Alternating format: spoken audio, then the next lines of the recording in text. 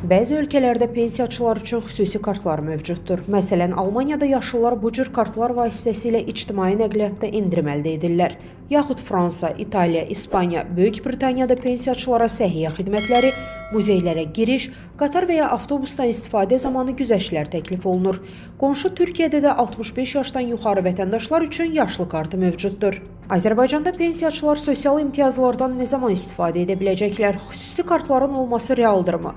Qlobal İnfoza danışan iqtisadçı Xalid Kərimli qeyd edib ki, ölkədə vətəndaşların ictimai xidmətlərdən güzəştlə istifadə etmək təcrübəsi müəyyən zamanlarda olub. Stat, 1990-2000-ci illərdə nəqliyyatdan pulsuz istifadə və s. var idi. Lakin həmin zaman bu effektiv hesab olunmadı. Sonda qərar verildi ki, ödənişlər fərqli olsun. Məsələn, məcburi köçkünlərə çörək pulu, veteranlara ayrı bir formada ödənişlər edildi.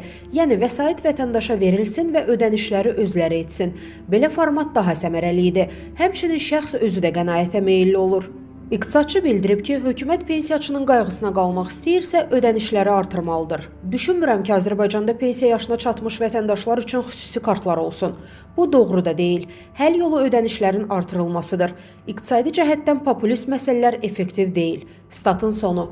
Əziz izləyicilər, xəbərlərdən məlumat almaq üçün kanalımıza abunə ola bilərsiniz.